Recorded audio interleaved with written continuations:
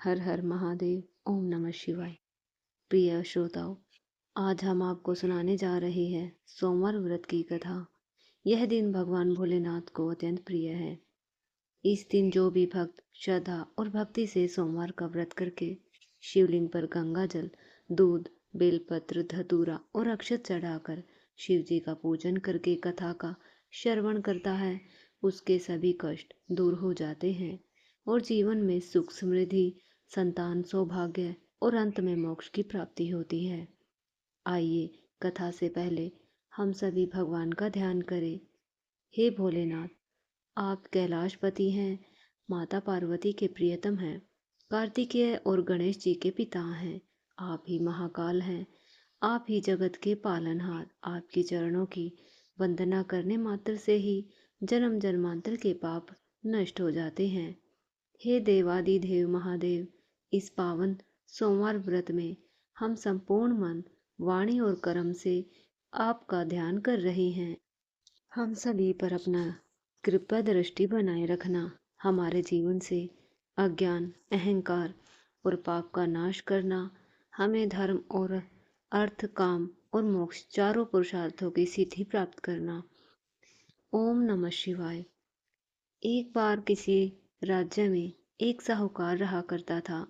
उसके घर में धन की कोई कमी नहीं थी, लेकिन उसके पास कोई संतान नहीं थी। यही उसका सबसे बड़ा दुख था। संतान की कामना के लिए वह हर सोमवार को व्रत रखता था और पूरी श्रद्धा के साथ भगवान शिव और माता पार्वती की पूजा किया करता था। उसकी भक्ति देखकर एक दिन माँ पार्वती प्रसन्न होकर भगवान शिव से साहूकार की मनोकामना पूर्ण करने का निवेदन करती है। पार्वती जी के आग्रह पर भगवान शिव ने कहा, हे देवी, इस संसार में हर प्राणी को उसके कर्मों का फल मिलता है। उसके भाग्य में जो है वो उसे भोगना ही पड़ता है। लेकिन पार्वती जी ने साहूकार की भक्ति देखकर उसकी मनोकामना पूर्ण करने की इच्छा व्यक्त की। माता पार्वती के आग्रह पर भगवान शिव ने साहूकार को पुत्र प्राप्ति का वरदान तो दिया, लेकिन उन्हें बताया कि यह बालक केवल 12 वर्षों तक ही जीवित रहेगा। माता पार्वती और भगवान शिव की इस बात को साहूकार ने सुन लिया, इसलिए उसे ना तो इस बात की खुशी हुई, ना ही कोई दुख, बल्कि पहले की तरह ही भगवान शिव की पूजा करता रहा। कुछ समय के बाद साहूकार की पत्नी ने एक पुत्र को जन्म दिया। जब वह बालक 11 वर्ष का हुआ तो उसे पढ़ने के लिए काशी भेज दिया गया। साहूकार ने पुत्र के मामा को बुलाकर उसे बहुत सारा धन देते हुए कहा कि तुम इस बालक को काशी विद्या पढ़ने के लिए लेकर जाओ। तुम लोग रास्ते में यज्ञ कराते जाना, ब्राह्मणों को भोजन दक्षिणा देते जाना। दोनों मामा भांजे इसी तरह यज्ञ कराते और ब्राह्मणों को दान दक्षिणा देते काशी नगरी निकल पड़े। इस दौरान रात में एक नगर जहाँ के राजा की कन्या का विवाह था, उस जिस राजकुमार से उसका विवाह होने वाला था वह एकाक से काना था। राजकुमार के पिता ने अपने पुत्र के काना होने की बात को छिपाने के लिए सोचा कि क्यों न उस साहूकार के पुत्र को दूल्हा बनाकर राजकुमारी से विवाह करा दूं और विवाह के बाद इसको धन देकर विदा करा दूंगा और राजकुमारी को अपने नगर ले जाऊंगा। लड़के को दूल्हे के वस्त्र पहनाकर राजकुमारी से विवाह करा दिया गया। साहूकार का पुत्र ईमानदार था, उसे यह बात सही नहीं लगी, इसलिए उसने अवसर पाकर राजकुमारी के दुपट्टे पर लिख दिया कि तुम्हारा विवाह तो मेरे साथ हुआ है, लेकिन जिस राजकुमार के संग तुम्हें भेजा जाएगा वह एक आंख से काना है। मैं तो काशी विद्या पढ़ने जा रहा हूँ। जब राजकुमारी ने चुन्नी पर यह बातें लिखी पढ़ी तो उसने अपने माता पिता को यह बताया। राजा ने अपनी पुत्री को विदा नहीं किया, फिर बारात वापस चली गई। दूसरी ओर साहूकार का पुत्र और उसका मामा काशी पहुंचे। वहां उन्होंने यज्ञ किया। जिस दिन साहूकार का पुत्र 12 वर्ष का हुआ, उस दिन भी यज्ञ का आयोजन था। लड़की ने अपने मामा से कहा कि मेरी तबीयत कुछ ठीक नहीं है। मामा ने कहा तुम अंदर जाकर आराम कर लो। भगवान शिव के वरदान अनुसार कुछ ही देर में उस बालक के प्राण निकल गए। मृत भांजे को देखकर उसकी मामा ने विलाप करना शुरू किया। उसी समय भगवान शिव और माता पार्वती वहां से जा रहे थे। माता पार्वती ने भोलेनाथ से कहा कि हे स्वामी, मुझे इसके रोने का स्वर सहन नहीं हो रहा। आप कृपया इस व्यक्ति के कष्ट को अवश्य दूर कीजिए। जब भगवान शिव मृत बालक के पास आए तो बोले कि यह उसी साहूकार का पुत्र है जिसे मैंने 12 वर्षों की आयु प्रदान की थी। अब आज इसकी आयु पूरी हो चुकी है। लेकिन मातृभाव से विभोर माता पार्वती कहने लगी, हे महादेव, इस बालक को और आयु देने की कृपा करें, नहीं तो इसके वियोग में इसके माता पिता भी तड़प तड़प कर मर जाएंगे। माता पार्वती के पुनः आग्रह पर भगवान शिव ने उस लड़के को जीवित होने का वरदान दिया। शिव जी की कृपा से वह लड़का जीवित हो गया। शिक्षा पूरी करके लड़का मामा के साथ अपने नगर की ओर चला गया। दोनों चलते हुए उसी नगर में पहुंचे जहां पर उसका विवाह हुआ था। उस नगर में भी उन्होंने यज्ञ किया। उस लड़के के ससुर ने उसे पहचान लिया और महल ले जाकर उसकी खूब आवो भगत की और अपनी पुत्री को धूमधाम से उसके साथ विदा कर दिया। इधर साहूकार और उसकी पत्नी भूखे प्यासे रहकर अपने बेटे की प्रतीक्षा कर रहे थे। उन्होंने प्रण रखा था कि अगर उन्हें अपने बेटे की मृत्यु का समाचार मिला तो वह भी प्राण त्याग देंगे, परंतु अपने बेटे के जीवित होने का समाचार पाकर वे बेहद प्रसन्न हुए। उसी रात भगवान शिव ने साहूकार के स्वप्न में आकर कहा, हे श्रेष्ठी, मैंने तेरे सोमवार के व्रत करने और व्रत कथा सुनने से प्रसन्न होकर तेरे पुत्र को लंबी आयु प्रदान की है। इसी प्रकार जो कोई सोमवार का व्रत करता है या कथा सुनता और पढ़ता है, उसके सभी दुख दूर होते हैं और सभी मनोकामनाएं पूर्ण होती है। सभी प्रेम से बोलिए, भगवान शंकर की जय, माता पार्वती की जय।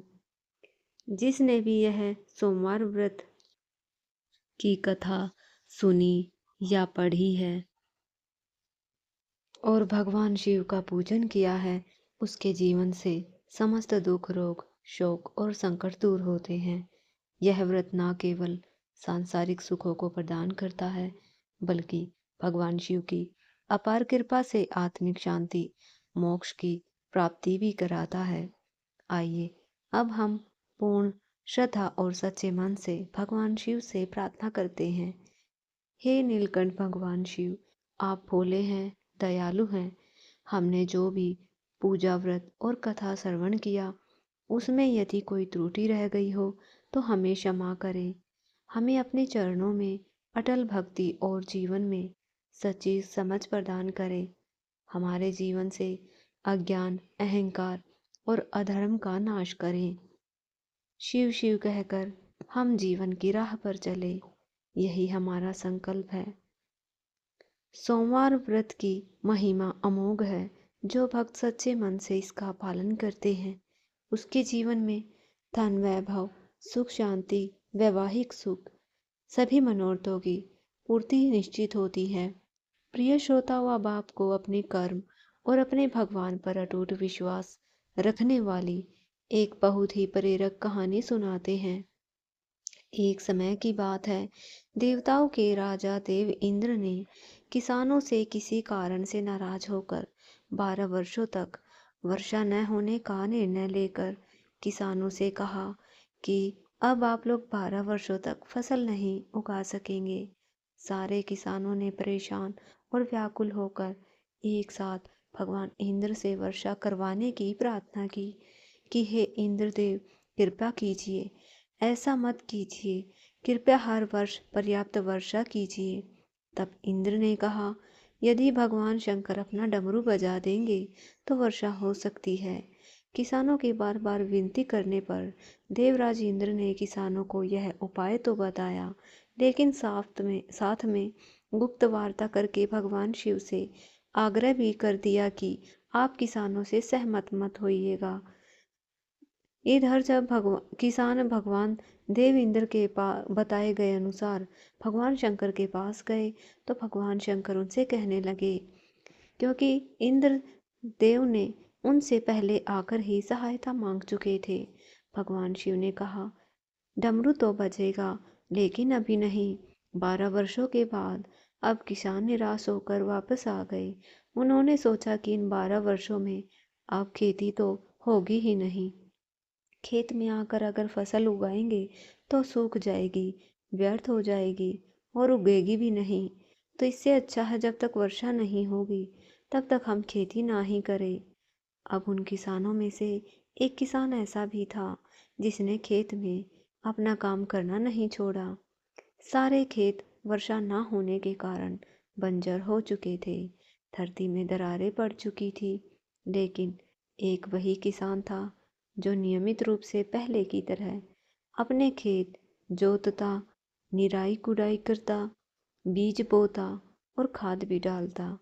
यह सारा दृश्य देखकर गांव के किसान उसका मजाक उड़ाने लगे। कहने लगे कि भाई, अभी तो अगले 12 वर्षों तक वर्षा का कोई नामो निशान नहीं।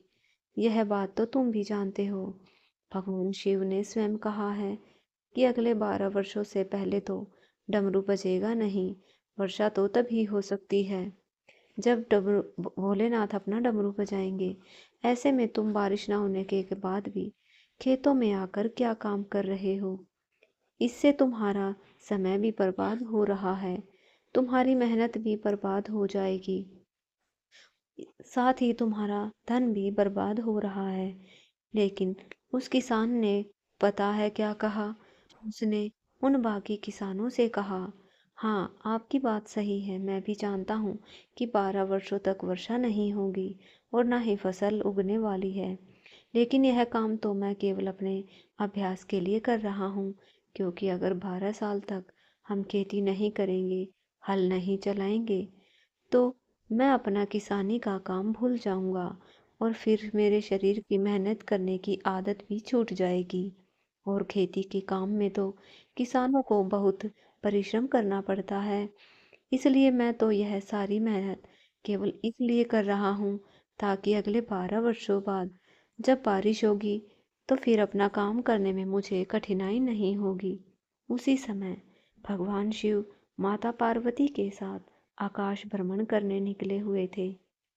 देवी पार्वती ने कहा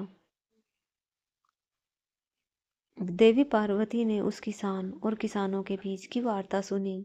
सारी बात सुनने के बाद माता पार्वती ने भगवान शिव से विनम्र स्वर में बोली, प्रभु, देखा आपने, यह किसान अपने खेत में परिश्रम कर इसलिए कर रहा है ताकि यह लगातार 12 वर्षों तक वर्षा न होने के कारण कहीं अपनी मेहनत करना ना भूल जाए, कहीं हल चलाना ना भूल जाए, कहीं खेती किसानी का काम ही ना भूल जाए। और आप हैं कि आप भी तो 12 वर्षों तक अपना डमरू बजाना ना बजाने का निर्णय लेकर बैठे हैं। तो कहीं ऐसा ना हो कि आप 12 वर्षों के बाद जब डमरू बजाना चाहे तो आप डमरू बजाना ही भूल जाएं। आप भी तो डमरू बजाना भूल सकते हैं। माता पार्वती की बात सुनकर भगवान भोलेनाथ भी चिंतित हो गए। यह देखने के लिए कि डमरू बज रहा है या नहीं, उन्होंने अपना डमरू बजाया। उसे बजाने का प्रयास करने लगे। तभी जोरदार आवाज के साथ डमरू बजाना शुरू किया और देखते ही देखते आसमान में काली घटाएं छा गई। तेज बारिश हुई और किसान अपने खेत में हर दिन नियम से काम कर रहा था। उसके खेत में भरपूर फसल आ गई, क्योंकि उसने अपनी जुताई करके अपने खेत में बीज बोए थे। अब वर्षा होने के कारण कुछ ही दिनों में खेत में हरी भरी हरियाली फसल खड़ी हुई थी। बाकी के किसान जो केवल हाथ पर हाथ रखकर बैठे थे, सोच रहे थे कि अगले 12 वर्षों तक तो वर्षा नहीं होगी। जब तक भली भांति पता है तो ऐसे में सूखे खेत में भला परिश्रम करना और अपना समय बर्बाद करने से क्या फायदा। अब वे किसान पश्चाताप करने लगे। तो ऐसा ही होता है, कभी कभी हम अपने जीवन में चल रही परेशानियों से बहुत परेशान हो जाते हैं, या हम किसी के लिए मेहनत कर रहे होते हैं, जो हमारी उस मेहनत का फल हमें मिलता है। लगातार काम करते जाते हैं, लगातार प्रयास करते हैं, फिर जब मेहनत का फल नहीं मिलता तो एक समय ऐसा भी आता है कि हम थक हार कर हार मान लेते हैं। लेकिन हो सकता है कि वही क्षण हमारे पूरे जीवन को बदलने वाला हो सकता है। भक्तों, आशा करती हूँ आज की यह पावन कथा आपको पसंद आई होगी और आपके जीवन में सकारात्मक ऊर्जा लेकर आई होगी। यदि आप इस वीडियो से थोड़ी सी भी भक्ति, ज्ञान या प्रेरणा मिली हो तो वीडियो को लाइक जरूर करें। कमेंट में हर हर महादेव अवश्य लिखें। भगवान से मेरी यही प्रार्थना है कि जो भी भक्त सच्चे मन से इस वीडियो को देख रहा है, उसके जीवन के सभी कष्ट, बाधाएं और परेशानियां शीघ्र ही समाप्त हो जाएं। उसके घर में सुख, समृद्धि, शांति और खुशहाली का वास हो। अगर आप चाहते हैं ऐसी ही पावन, ज्ञानवर्धक और महत्वपूर्ण जानकारी आपको समय समय पर मिलती रहे, तो हमारे चैनल को सब्सक्राइब कर ले और नोटिफिकेशन की घंटी को भी ज़रूर दबाएं, ताकि आने वाली हर वीडियो की सूचना आपको सबसे पहले मिल सके। आप सभी भक्तों को ढेरों शुभकामनाएं। हर हर महादेव। ओम नमः शिवाय।